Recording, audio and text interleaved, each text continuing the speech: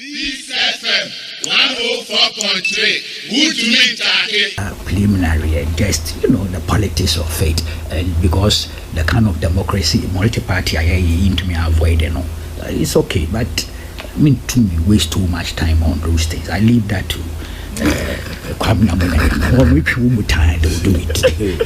And like they used the Kennedy in the book, where you photocopies, what they call. All over the place. In fact, last week, this is a diversion. Allow he made from Kennedy. Oh, I see. Because it kind of comment be about the integrity of mills having been soiled by the point there. He didn't want so-called corrupt MPP officials prosecuted. It's part of the book, which.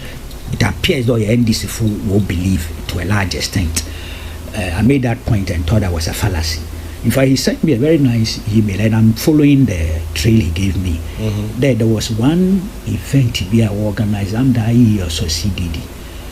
Mr. Mahama were the speakers, and he made points about that, about the corruption, to impress corruption and all those things. And President Mahama, then of course not president, but vice president. Yeah, that I don't remember. Or let me share. You may even be timelines now. But more kind now important. Until me following there, President Mahama decided that based on no attack Kennedy presentation in see, they prepare speech in the crowd, they tone change, and then dealt with the issue and said that yes, the problem between Rawlings and Mills was that matter. And the Rawlings thought that, look, just capture them. Arrest them, put them out there, try them, and Mills he can't do that. This is a democracy. You just can't get up and arrest people and charge them and prosecute them anyhow. So, in a way, he was asking me to look for those publications or event we see. Now, kind of fine. Maybe there could be some element there, but I still stand by the point that there were MPP elements who were put on trial, nonetheless, and the court discharged and acquitted them. It's a very if you make an absolute about 22 cases if you make an absolute out of the Kwamena theory now, and it's not only Kwamena's theory. If you book a black Kwamena says the same thing, if you make an absolute out of it, then it becomes a fallacy, because evidential value behind him, evidence on the ground will show that some were subjected to trials, charges and all that. Now the substance of the book, and and that has been a bad habit I have. If I search books, me read from page 1 to the last. You read bits and pieces. And then social media, and I say, well, why am I flash? What's page so and so? What can I do? One of my book, no page. It's a very bad habit. So I'm not doing a comprehensive reading or scrutiny of this book. I may end up reading all, but I'm jumping. Now, two in Yamame Pedem deal with today, Kwame. It's very interesting. There's a page, echo page 136. Also, 2 governance aberrations. Two now or citing the waste management contract to be Ediana Sabakaya. Or court and Ankasa Kawabuki. And then the other one is the demolition of the Pier Hotel. Don't know what word pronounced. That's right. Pier. Very interesting. Very, very, very interesting. So hold on there. Week by week, if you give us the opportunity to review this book, the Bama Faber too. My deal with them. Now, I find it interesting. May start with the waste management one. Mr. Ahwoi tells us the company, the joint Canadian venture company, Country Waste Limited. Also, City and Country Waste. Yes, owned partly. May read from the book. Owned partly by Mr. Eddie Annan, a known NDC financier and a close friend and confidant of President Rawlings and his wife. Then they call page B said, meanwhile, I was under intense pressure from President Rawlings, who I suspect was himself under intense pressure from Mr. Annan to authorize the MCU of the Accra Metropolis, Nat Nunuma Amatefu, who was later replaced by Mr. Ishmael Aite, to sign the contract. When President Rawlings realized that I would not give the authorization until I had finished with my consultations and checks, and seeing that this was going to result in considerable delay, he went behind me and directly ordered Mr. Ishmael Aite to sign the contract. Mr. Aite did. Then he talks about when the MPP came into office, the contract was abrogated. It ended up in the Supreme Court and things. But he ended up in court and Mr. Annan won. Yes, he says that it became a judgment debt. Yeah. And I think it was paid during the mails. And now you also see the AMA boss. Exactly. Yeah. No, yes, you are right. I found something interesting when I was going through my records, Kwame, and it confirms Mr. Ahwoi's account relative to the pressure that was mounted on him by Rawlings. It confirms. It's interesting. May go through my file and me statement or a serious fraud office or file or document. It's dated first day of September 2001. Okay. Name Nat Nunu Amatefu, P.O. Boss so and so and so, occupation architect, Ghana, native of Ghana, Badabade. A very explosive document. Very, very explosive. Bare 5 pages. Need to be reading in here for time. But may pick some aspects which would indicate that indeed there was serious pressure from Mr. Rawlings, Mrs. Rawlings, Mr. Dianan, and others on Nat Nunu Amatefu to sign the contract regardless of the unfavorable terms. So that is what vindicates Kwamena Ahwoi's position. His account of this particular thing is authenticated by Nat Nunu Amatefu. Yes. And Kwame, because you need time in tea, I will mean for 1-2 aspects. Me too. Mami time. Also, in view of all the concerns, it became the strategy of my office, that is AMA, to drag out the negotiations as long as possible in the hope that it will fizzle out the way many other projects had. From the beginning, Mr. Annan put up a good deal of pressure on me to quickly accede to the terms and conditions of the proposals. We repeatedly made known to him, either directly or through his representatives, our concerns and disagreements. He reported this to the former First Lady, Nana Kunedu Ajima Rawlings. She occasionally invited me to her office to complain angrily of our alleged resistance to the golden opportunity to rid Accra of filth. Then it was a waste management thing for all time. As the negotiations dragged out, her complaints became more angry and personal. Rumors were spread that both Mr. Nati and Mr. Ama, they were his assistants, were secret opposition members who were committed to sabotaging the efforts of government. Threats were made about our future employment. She adamantly refused to listen to our concerns about the financial viability of the project. We continue to discuss the matter with with the Ministry of Local Government, that's Kwamena's ministry, the sector minister and his chief director about the contract, and they showed concerns coinciding with our position as well. So you see, Kwamena was right. He had problems with this whole project that was trying to persuade the president. But me read the also by November 1997, we still had not signed the various contracts. We were still holding out in the hope of getting more favorable terms. At the end of November, Mr. Annan called me and informed me that the CEO of Shannon, the Canadian company, will be in Accra the following week to sign the contract. I protested that the AMA still had outstanding issues that needed to be sorted out before we could sign the documents. A few days later, I received a visit from the then Minister of Interior, Mr. Okaija Adamafiu. He arrived in my house around 9 p.m.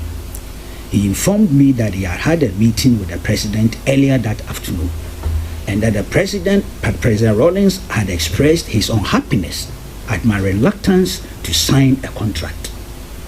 He said that the President was about to embark on an overseas trip, and I requested him to tell me that I was to sign the contract before his return, or face the consequences. I explained to him the problems with the contract. He listened patiently and advised me that in view of the President's mood, I should at least sign the papers and find a way to rectify this anomaly later. Early the following morning, I was summoned to the castle to meet the former Vice President, John Atta Mills.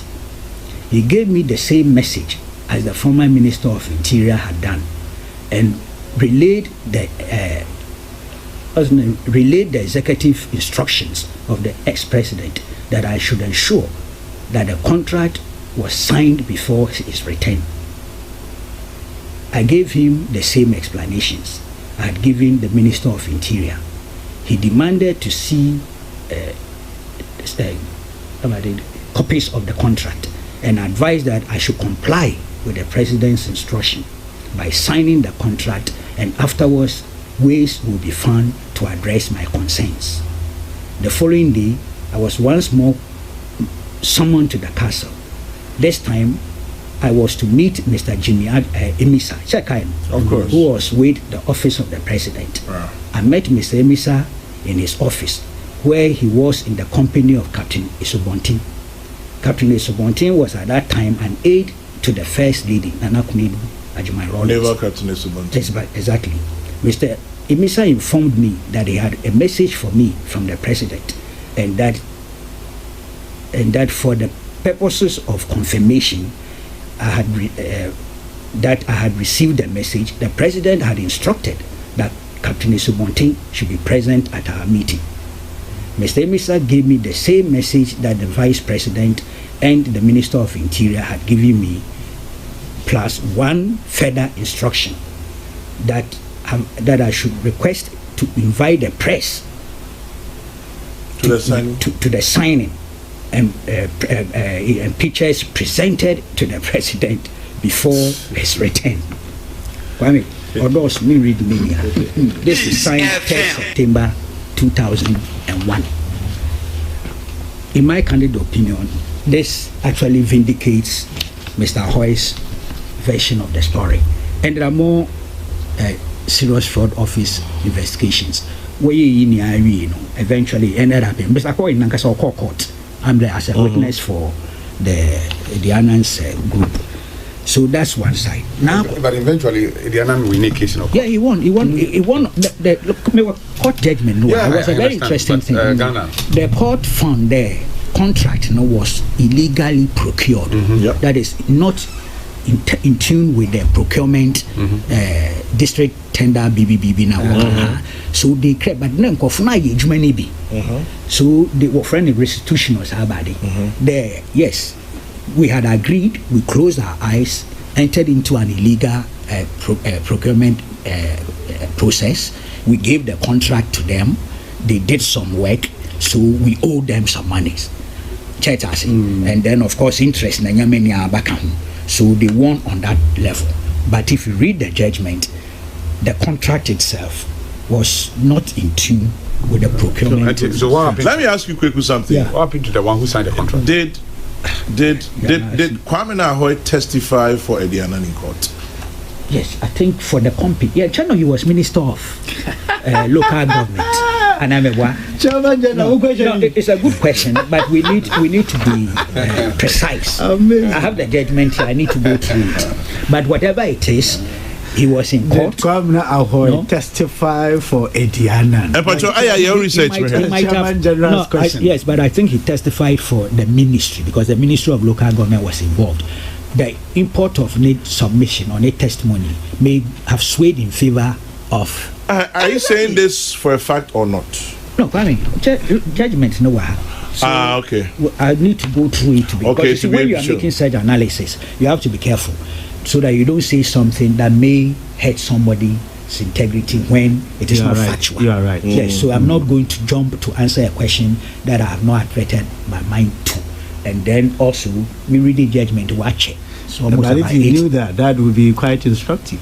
Oh, it's here, so I can check. When I go and we are going round 2, I will look at the judgment. Well, if you want round 2, you might as well start ending now. No, maybe with this one. Now, I mean, the other one. Which you have exactly 5 minutes to do and we're done. I don't waste my ears. Your ears are wasted, so you stand wasted. See, this one is another one.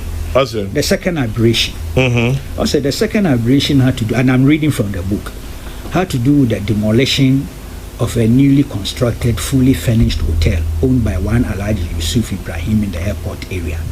Alhaji Yusuf Ibrahim had built his hotel, which had been rated a 4-star hotel in an area close to the airport. Important. The building had supposedly been built on a waterway. It was sited close to the private residence of Mr. Victor Beho, the Minister of Foreign Affairs, who had complained privately to me about the siting of the hotel and the fact that it was likely to cause flooding in the area during heavy rains. I had explained to him that the hotel had been completed and finished, and that my checks revealed that all the necessary approvals had been sought and obtained, and that unless money could be found to pay compensation, it would result in great financial damages if it should be pulled down. President Rawlings, and this is critical, had called me and asked me to order the AMA to pull down the hotel. I told him that it was inadvisable to pull down the hotel, but that I would get the AMA to get the owner to do something about the drainage to avert the feared flooding during the heavy rains. I woke up one morning to the news that the military had demolished the hotel. I had no evidence that the demolition was on the orders of President Rawlings, but given the antecedents of the demolition, I had my suspicions. Of course, Alhaji Yusuf Ibrahim sued, and I understand the matter pended in the courts until much later when the government reached an out-of-court settlement with Alhaji Yusuf and brought the matter to a closure. And what government was that? The litigation began during the Kufuor administration in court, and they then went for out-of-court settlement. But the terms of settlement, it was dragging on. The payment of the judgment debt was done under the Mills administration. Yeah. Greg, I asked you a question. Yes. You weren't too sure of the answer. Sure, I wasn't. I'll read. Commit myself. And I'll read from the book. City and Country Waste Limited sued the AMA. Have a page. I'm still my bits and pieces on your phone. I'm reading from my phone. Oh, okay. I had to go and pull it from somewhere.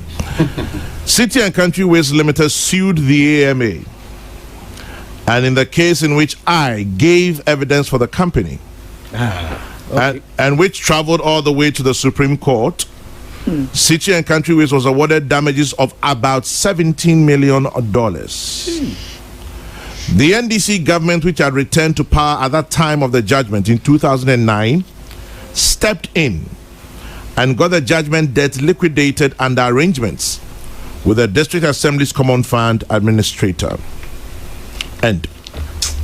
So, well, you see, that's why I didn't want to commit myself. But I'm just trying to get the page on which it is, then I'll let you know. Yes, but that's. And I'm sure it might be around 130 something. That brings up another significance. Very significant thing. So, Kwame, but to come back to the Pier Hotel, Sabakaya last year, Alhaji Yusuf, Olanchine autobiography, and portions had to do with this demolition.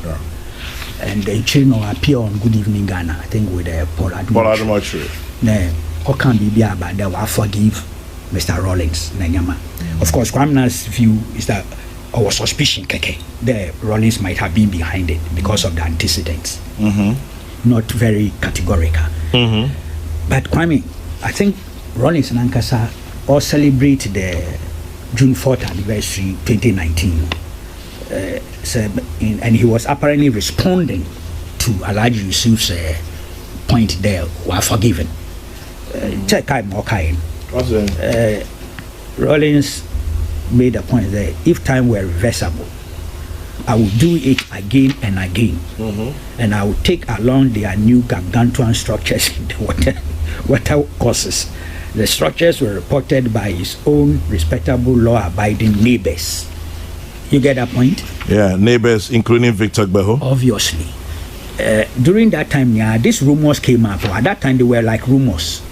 Kwamena's book shows that at least one respectable neighbor, and that man is a venerable man. I mean, nobody takes on Victor Gbeho's track record as a man of, stature. I mean, no doubt about it.